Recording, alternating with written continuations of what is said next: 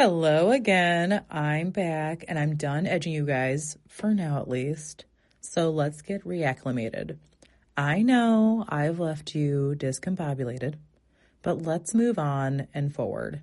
Ladies and gentlemen, unicorns and shapeshifters from all generations, welcome and welcome back. It's finally 2025 and it's time for a reboot. Happy New Year once again. Let's get into it. Episode 2. A friendly reminder, everybody fucking hates when someone says that, or that's in an email, or whatever the fuck you want to call it. A friendly reminder, or really what I'm trying to say is, warning, this is not the Twilight of BDSM podcasts. Not for the narrow-minded, fragile, easily offended, or faint at heart. Continue at your own risk. If you are a Karen or an op of any sorts, please exit as soon as possible, and if possible, sooner. Everyone else, let's proceed.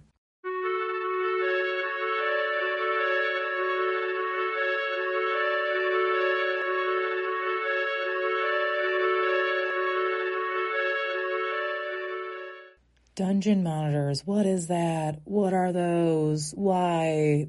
What does it mean? It's pretty much my scope of things, mostly. Dungeon monitors, this podcast, is a tour of the inner workings of the BDSM world, again, from my scope, for the most part, predominantly. Belligerent candor, you'll definitely get a lot of that. Some teachings and awareness through sessions, past experiences, from pro-doms to other allies, essential workers, SWs, and alternative lifestyle supporters in and outside of the community, mostly in the community, for the community. But it's going to be me, your favorite, talking to you. How lucky are you? And who am I? Who the fuck am I, right? I'm everything. Everything, and I mean it. I go by many names, and several already know who I am. But you can call me Daddy. I'm an enthusiast, life coach for the lost, and most recently found, heaven's dust, introvert by nature, extrovert by trade, pieces of fallen ferment from the cosmos, anatomically female, physiologically human, I guess, serving the strongest energy of Shotki. A supreme being. My names are Daddy, Mistress, Master, Goddess, Witch, Empress. I'm pretty flexible if you can't tell. Tara, Nefertiti, High Priestess. The list goes on. Okay, so let's go by the easiest, most pedestrian standard title for the newer listeners. Mistress. You may call me Mistress. A little bit more about me. Some of my most favorite phrases to hear are from you, of course, are, yes, mistress, as you wish, mistress. Obedience is key. Anyways, I'm here to teach, mainly. But we'll do a more hypnotic deep dive about me a little bit later. Let's get back on track, shall we? For future reference, some episodes may make you sweat, some may make you laugh, give you whiplash. No matter what the segment or episode, you will take something away with you every single time. And you're welcome for that. And if you want to move forward, or if you don't, but if you want to move forward, make sure at all times you keep all hands and feet inside the ride. Wear a seatbelt and subscribe also. Now, most of us here have been through this before, but we're going to do it again. Just better this time. Let's fucking go. Lately, I've been getting a lot of whys. Why this? Why that? Why dungeon monitors? Why do you ask? Why is this podcast called Dungeon Monitors? I've received this question many times by several of the vanilla crowd because they're not familiar, of course. One, I used to be a dungeon monitor. Now, there are dungeon monitors and dungeon masters. Both are the same, in this universe that we speak of for the most part. However, when you go online and ask all-knowing, aka Google, again, remember, Google is all-knowing, and I'm being facetious, but it seems to be all-knowing for people who predominantly type with their two pointer fingers, or they're in a different kind of demographic market, like, I don't know, what's the word that we hate? Boomers. When you go online and type in to Google, because search engines are never wrong, and also that is another joke, by the way. Looking up these words separately, Dungeon Master specifically, designates you to Dungeons and Dragons universe, and it's not that kind of party. It's definitely not a party like that over here, but it's not so far away, by the way, from some people in this lifestyle. But yeah, no. So get out of the Dungeons and Dragons situation. But yeah, so it's officially Dungeon Monitors for the win, because even though Dungeon Monitors and Dungeon Masters means the same thing essentially terminology-wise in the BDSM vocabulary, still when you look up Dungeon Masters, it very specifically, again, takes you to that other realm. So Dungeon Monitors it is. But instead of playing with the idea, I will literally look it up right now on Google. Here we go. What does it say? Okay, looking at the literal definition of Dungeon Monitor, here's what comes up through Wikipedia. A Dungeon Monitor, sometimes referred to as a Dungeon Master or DM, is a person charged with supervising a play space or dungeon at a BDSM events, such as play parties and fetish clubs. That's pretty much it. Yeah, what's my response to that? To that wiki explanation? Pretty much. Yeah, I would pretty much agree in a short. That is a great definition for that. My version is that we're essential. One, being a DM is an honor and it's a privilege to be a part of a session, play parties in various spaces, whatever, wherever you are, where myself and other DMs enforce rules because it's about safety. And I'm a little controlling, I like to make rules. Perhaps already made in place, some of these rules, usually establishing a code or their code of conduct, whatever the code of conduct may be, making sure things run smoothly, everything is executed properly. That's very important to us. Ensuring safety, again, safety is a huge thing through life, not just for this. And at minimum should be, we should be first aid certified. I know it might sound silly to some people, but that's important. Knowing CPR is important. These things are important. Also, kind of random, but not really. Hydration is important. Stretching is important. You will hear me say that throughout this year. It's a big deal. Yeah. But we are the referees that aren't paid to scam the game. So we're like the first responders, the only managerial team you'll truly appreciate, honestly. We're not here to interfere or try to disrupt the flow, but intervene when necessary. That's our role, essentially. So that's my super vague way of explaining a little bit more about who we are and why we are. And we are a great support system. We support you, but safety is paramount. And how, do you ask, does it benefit me? Well, I like to watch. And I like to take notes. It's very rewarding for me, but anyways, usually it's an active member in the community volunteering. They may not be compensated. They could be. Sometimes it's a full-time job or simply a lifetime passion or a part-time gig. A nice little supplement to stay up, get some coins. And what an excellent addition to one's resume. Most people are so scared to talk about this, especially in the vanilla setting. But I mean, that's pretty fucking badass to say, technically, I was a supervisor for a dungeon.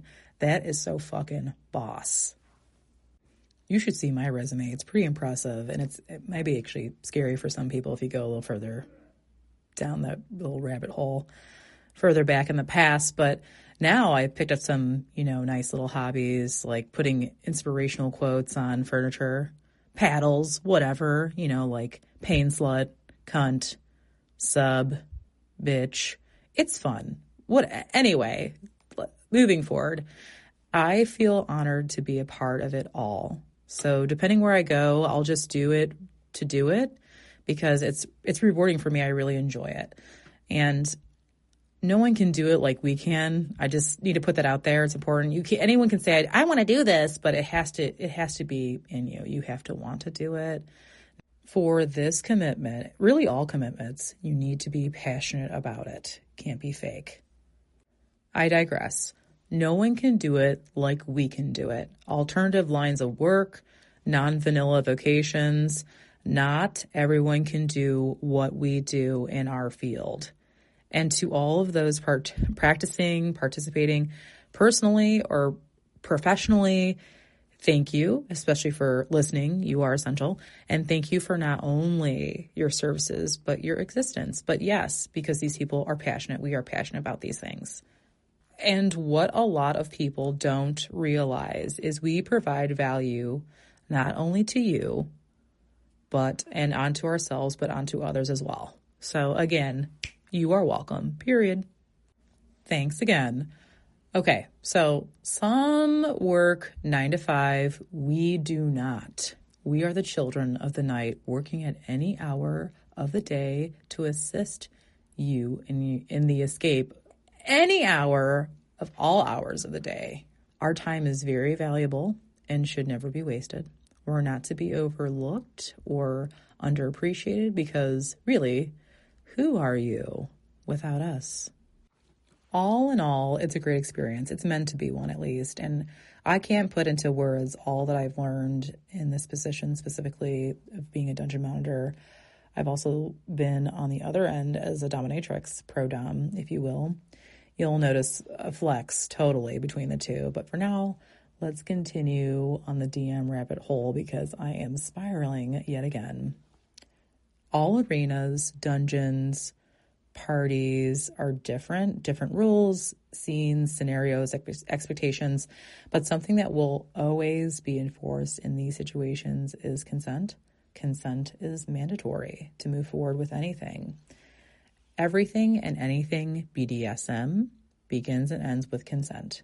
Every start, every stop. Without consent, it's abuse, not BDSM.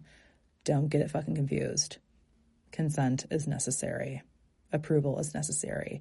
Hear my words. Safe, sane, and consensual. Limitations are always to be heard, received, and respected. Yes, there are boundaries, limitations, morals. Yes, of course. You can say yes, but also know that no is an option as well. And always. You can stop whenever you want. Now I'm going to say something, and if you're ever in a similar setting, the person that's in control should be reciting something very similar to this, okay? Like what I'm saying. Hear me out. It's going to feel like I'm railing off rights to the subject before the session begins, because I'm getting back in my dom space for the moment. You have the freedom and capacity to agree by choice. You must freely and clearly communicate that you are comfortable with what is being offered before the session is executed. You must agree.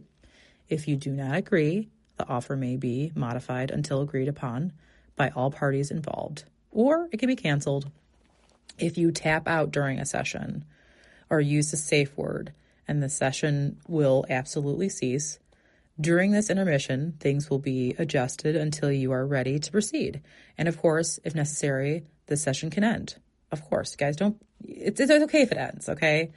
Everyone there, now, everybody, there are a ton of ways to ask for consent. There are so many different circumstances, but you need consent for anything and everything, not solely BDSM. But you really want direct consent. You really want it to be clear.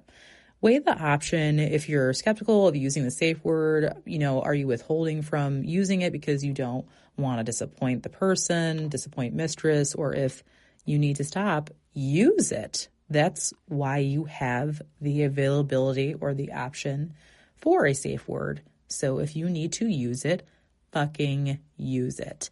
No matter the situation.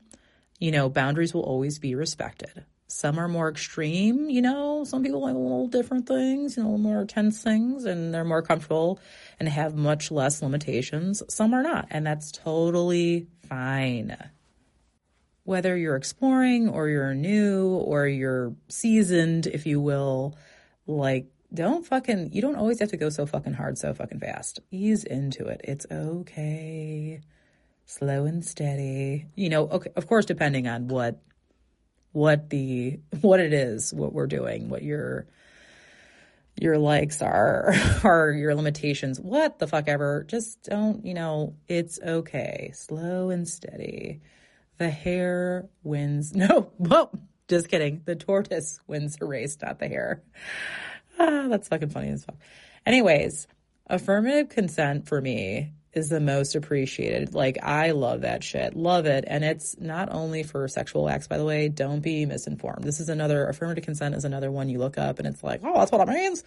But that's my favorite. It's more definitive and, it's very, vocal. Anyways,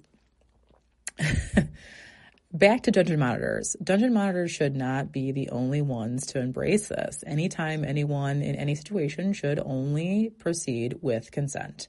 If you or anyone feels like it's a challenge of power, not receiving consent from somebody, you're in the completely wrong headspace for this way of life. And no, fuck that. Anyways, consent is crucial behind closed doors, during home activity, and experiment, or a one-time thing. It should never be neglected. This is something you will also hear me say, besides stretch, drink water, and love yourself and all that other bullshit. It's really not bullshit. Like, consent is important. When no is a complete fucking sentence. People need to understand that. No is a complete fucking sentence. So do you understand that? You got it? I'm going to need a verbal yes on that one from you guys listening. Say it. What? One more time. What are you doing? I'm not listening to you. You're listening to me. I'm on the audio here. Gotcha, bitch. Anyways, anyone who is not comfortable with what we've discussed thus far, you're still welcome, and also welcome to leave. It would be unfortunate if you do, but you're welcome to leave. What I'm trying to do, other than exist, is enlighten your palate, put some variety in there, let you know it's okay to be kinky, what I'm saying?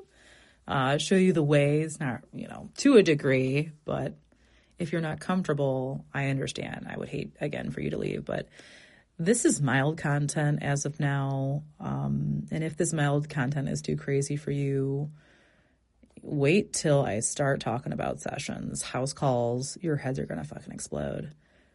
There are other options, but they don't cite anything that is authentic like me or people who have really experienced this. It's there's no really pure reviewed scientific resource or fact, unless you talk to somebody who's lived it.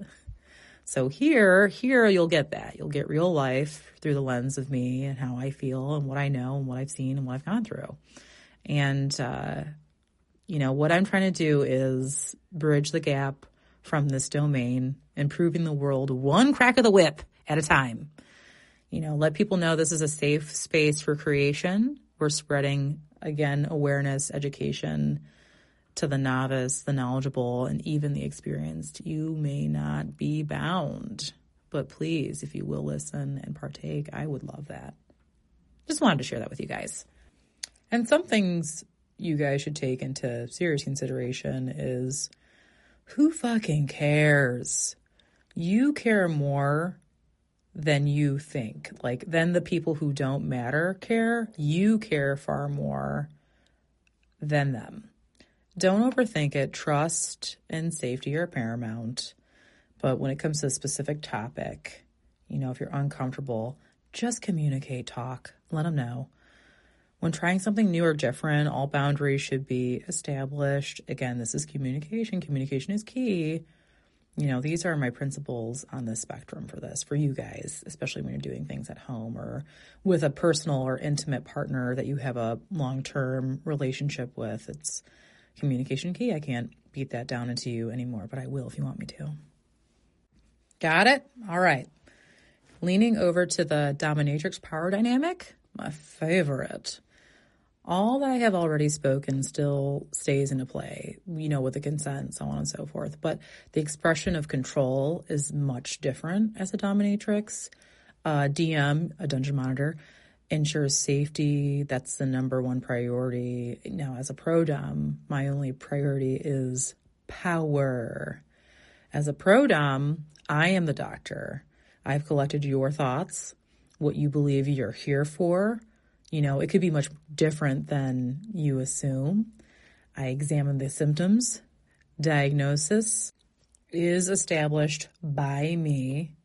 I will be selecting the remedy. You can tell me what you want, but we're going to have to work around what I want. My choice, not yours. I could take into account what you provided with, to me or whatever, but it's my decision. Sometimes it's cut and dry. Sometimes you need to be treated for various ailments.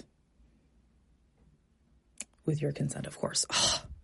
As artists, we customize what we want, how we want to encapsulate you, your minds, hypnotizing you. Breathe us in, breathe us out. Adore me, crawl for me, dream of me, remember me, miss me, unforgettable. We all are. How could you forget?